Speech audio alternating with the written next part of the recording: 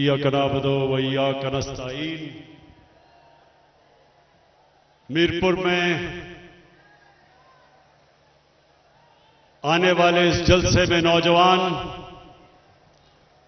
बच्चे और खास तौर पे ख्वातीन, मैं आप सबको इतनी गर्मी में यहां खड़े होने की खराज तहसीन पेश करता हूं। मैं नौजवानों थोड़ी सी आपको तारीख बताना चाहता हूं। जब 5 अगस्त 2019 में हिंदुस्तान ने फैसला किया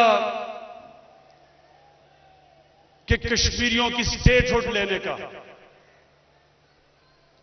जब उन्होंने यह फैसला किया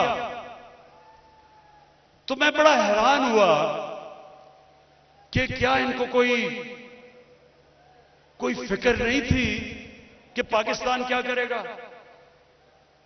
और मुझे तब ये मेरे ज़हन में आया कि ये समझ रहे थे कि पाकिस्तान तो चुप करके, जिस तरह पहले था जब कश्मीर में पैलेट गन्स इस्तेमाल करके नौजवानों को अंधा किया जाता था, जब उनको एक्स्ट्रा जुडिशियल किलिंग यानी पुलिस मुकाबले में मार दिया जाता था नौजवानों को, तो कोई भी बोलता नहीं था पाकिस्तान से, बल्कि कि नवाज शरीफ का हुक्म था कि कोई हिंदुस्तान की तनकीद नहीं की जाएगी।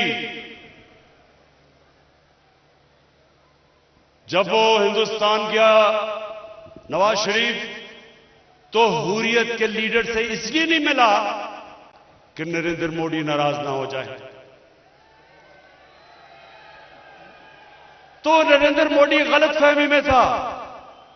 वो समझ रहा था कि अभी भी जिस तरह नवाज शरीफ के दौर में पाकिस्तान चुप करके, हिंदुस्तान से डर के कुछ बोलता नहीं था, तो इस तरह भी 5 अगस्त को चुप करके पाकिस्तान हजम कर जाएगा। लेकिन मेरे मीरपुर के शहरियों, उसको गलतफहमी इसलिए हो गई, वो ये समझ रहा था कि जो भी पाकिस्तान का लीडर आएगा वो पहले अपनी कुर्सी का सोचेगा, अपनी जायदाद का सोचेगा, अपनी बिजनेस का सोचेगा, अपने बैंक बैलेंसेस का सोचेगा जो मुल्क से बाहर पड़े हैं, अपनी मनी लॉन्ड्रिंग का सोचेगा। इसलिए वो चुप करके बैठ जाएगा। लेकिन अल्लाह का शुक्र है कि मैं एक आजाद इंसान हूं, और नौजवानों, ला इलाहा इल्लल्लाह एक इंसान को आजाद कर देता है। जब आप कहते हैं कि अल्लाह तेरे सिवा किसी के सामने मैं नहीं झुकूंगा, इंसान की जंजीरें टूट जाती हैं, आजाद हो जाता है, हर खौफ से आजाद हो जाता है।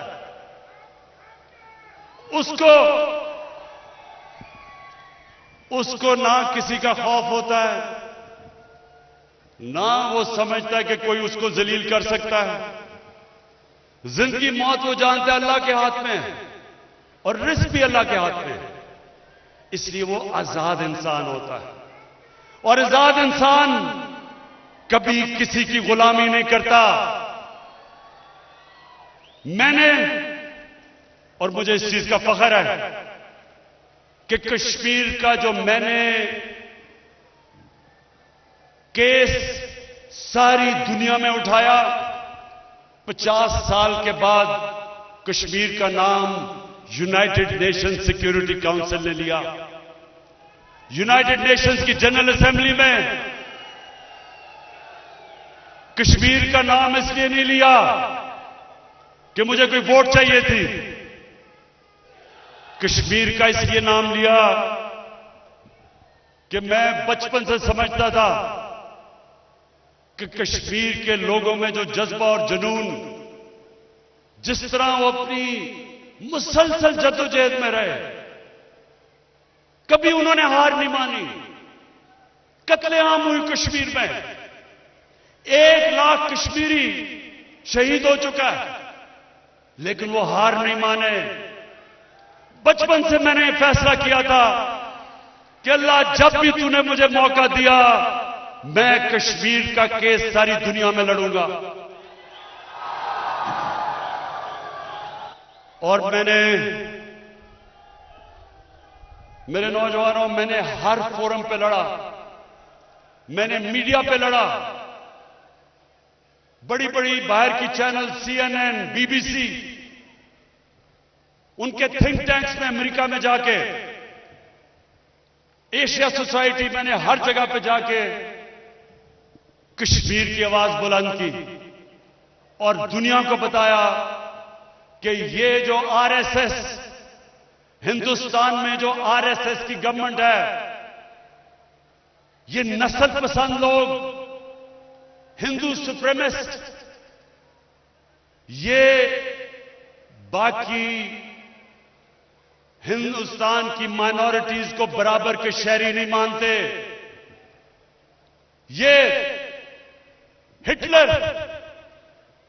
हिटलर ने जो जर्मनी में जो नाजीज ने, उनका जो नजरिया था कि जर्मन रेस, सिर्फ जर्मन रेस ऊपर है और सुपीरियर है, बाकी सब इंसान नीचे है, ये उस नजरिए को लेके चले थे RSS।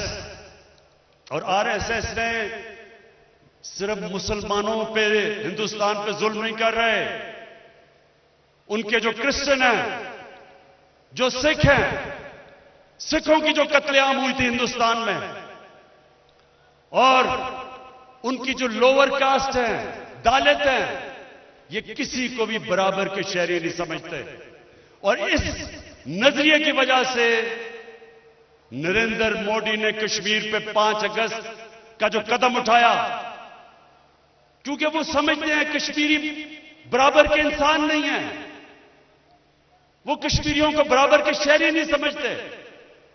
वो समझते हैं कि कश्मीरियों को जब ये डंडा दिखाएंगे, जब जुल्म करेंगे, ये घुटने टेक देंगे। तो आज हम अपने मकबूजा कश्मीर के दिलेर नौजवान, मैं आज इधर से आपको सलाम पेश करता हूं। दुनिया में नहीं कोई समझता था कि 8 लाख फौज इन्होंने 90 ला दी। कोई और दुनिया में कोई और इंसान होते, उन्होंने घुटने टेक देने थे, लेकिन कश्मीरी एक दलेर कौम, एक अल्लाह में मानने वाली कौम, एक ला इलाहा इल्लल्लाह के मानने वाली कौम, जिस तरह उन्होंने मुकाबला किया, कश्मीरी मकबूजा कश्मीर के लोगों, मैं आज आपको पैगाम दे रहा हूं कि सिर्फ आपने पाकिस्तान में हम सबका सर फख्र से बुलंद नहीं किया, और भी दुनिया में जो जिन लोगों पर जुल्म हो रहा है, जो फलस्तीनी हैं, जो इस्राएली उन पर जुल्म कर रहे हैं, वो भी आपकी तरफ देख रहे हैं और आपको सलाम कर रहे हैं। इंशाअल्लाह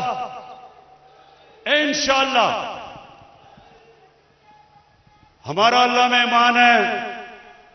अल्लाह कहता है कि कुरान में कि हर मुश्किल के बाद मैं आसानी पैदा करता हूं। अल्लाह का वादा है ईमान वाले लोगों के लिए कि हर मुश्किल के बाद मैं आसानी पैदा करता हूं। यह खुशखबरी है कश्मीरियों आपके लिए, आपके सब्र के लिए।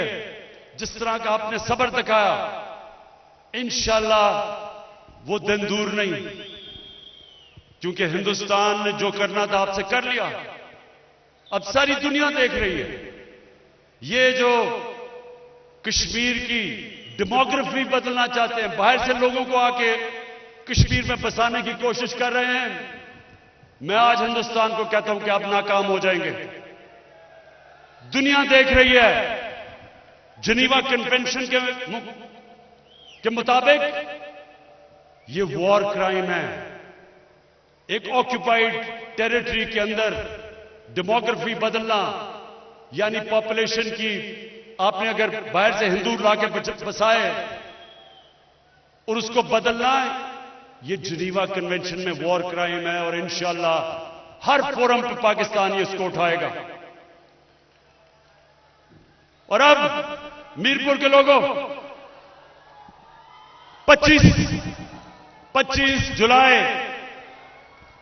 25 जुलाई को मैं सिर्फ फिर से आपको एक चीज कहना चाहता हूं। मैं जिस जलसे में जाता हूं मैं एक ही चीज कहता हूं, जो भी वोट डालने जाए 25 जुलाई को, वो एक सवाल पूछे वोटर से कि क्या जिस पार्टी के लिए आप वोट डाल रहे हैं उसका जो सरबराह है, क्या वो सादिक और अमीन है या वो चोर है? ये आपने इसलिए पूछना है कि जितना मर्जी ईमानदार कैंडिडेट भी हो, जितना मर्जी ईमानदार कैंडिडेट हो, जिस भी जमात में हो, लेकिन अगर उस जमात का सरबराह 2 नंबर हो, करप्ट हो, मनी लॉन्ड्रर हो, चोरी करके मुल्क का पैसा लंदन में ले गया हो, बड़े बड़े महलों में रहता हो चोरी के पैसे पे, जितना मर्जी ईमानदार वो कैंडिडेट हो, वो पार्टी होगी करप्ट, वो होगी 2 नंबर, क्योंकि जो सरबराह होता है वो होता है पार्टी के अंदर। और अगर तहरीक इंसाफ का कोई कैंडिडेट आप समझते हैं कि 2 नंबर है, हो सकता है कि तहरीक इंसाफ में भी हमने किसी 2 नंबर को टिकट दे दिया हो, मैं कह नहीं सकता, लेकिन मैं आपको ये यकीन दिलाता हूं कि कभी भी जो भी नीचे आ गया, अगर मैं खुद चोरी नहीं कर रहा और पैसे नहीं बना रहा, तो मैं उसको कैसे पैसे बनाने दूंगा? मैं उसको चोरी कैसे करने दूंगा? वो तो तब अगर मैं खुद चोरी कर रहा हूं तो मैं फिर आंखें बंद कर लेता हूं, नीचे भी सारे खाए, मैं भी खाता हूं, बल्कि चोट तो नहीं लगी किसी को, वहां नहीं लगी, माशाल्लाह कश्मीरी जान है, तकड़े हैं लोग। अच्छा, तो वो ऐसे है कि ये जो 2 बड़ी पार्टी 30 साल से इस मुल्क को नोच रही थी, इनके जो लीडर हैं ये करते क्या है? क्योंकि ये खुद पैसा बना रहे होते हैं, ये दूसरों को भी जो इनके नीचे हैं, पंजाबी का लफ्ज है कि उनको भी काना कर देते हैं, उनको भी बनाने देते हैं पैसा, ताकि हमाम में सभी नंगे हों, ताकि कोई इनको कह कुछ ना सके। तो नौजवानों, आपने तबलीग करनी है 25 को। वोट, देखिए, वोट से आप अपने मुल्क का, अपनी कौम का आप मुस्तकबिल बदल सकते हैं। वोट कभी ना सोचें कि मेरी दोस्ती है, मेरा खानदान है, मेरी बरादरी है, मेरा कबीला है, इस तरह कभी ना सोचा करें। हमारा मुल्क कभी अजीम मुल्क नहीं बनेगा। हमारे नबी सल्लल्लाहु अलैहि वसल्लम ने मदीना में आके, मुख्तलिफ कबीले थे, आपस में लड़ते थे, हमारे नबी सल्लल्लाहु अलैहि वसल्लम ने एक बड़े नजरिए पे सबको इकट्ठा कर दिया।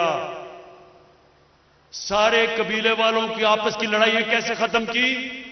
एक बड़ा नजरिया दिया, एक बड़ा नजरिया दिया, ला इलाहा इल्लल्लाह मुहम्मद रसूलुल्लाह, वही अरब थे जिनको पूछता कोई नहीं था। उन्होंने दुनिया की इमामत की, दुनिया की अजीम तरीन सिविलाइजेशन बन गई। कई सदियों तक दुनिया का सबसे बड़ी सुपर पावर बन गए। लेकिन पहले उनको इकट्ठा किया, उनके इख्तिलाफात खत्म किए, बड़ी सोच दी, बड़ी ख्वाब दी, बड़ा नजरिया दिया। तो 25 तारीख को इससे बालाता रोजाना दोस्तियों से, खानदान से, रिश्तेदारियों से नजरिया बढ़ा है। सिर्फ एक चीज देखना कि क्या जिसके लिए आप वोट डालने जा रहे हैं उसका लीडर सादिक और अमीन है या नहीं है। करप्ट लीडरों को अब वोट देंगे तो दुनिया में चले जाएं। आखिरी बात करने लगा, ये आजमा लें। अच्छा ख्वातीन, वैसे मैं आपको दाद देता हूं, इस गर्मी में आप आई हैं, खराज तहसीन पेश करता हूं आपको। अपने मोबाइल फोन से सुन लें, आखिरी बात, अपने मोबाइल फोन से आप ये देखें कि कौन सी दुनिया में खुशहाल मुल्क है और कौन से वो मुल्क हैं जिन्हों में सबसे ज्यादा गुर्बत है। वसाइल की वजह से ना वो मुल्क आपको खुशहाल मिलेगा और ना गरीब मिलेगा। वसाइल की वजह से लोग ना अमीर होते ना गरीब नहीं होते।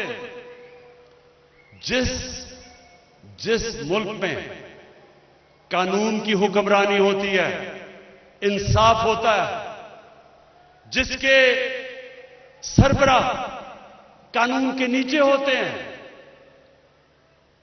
आप अपने मोबाइल फोन में देख लें, वो सारे मुल्क खुशहाल हैं। और दूसरी तरफ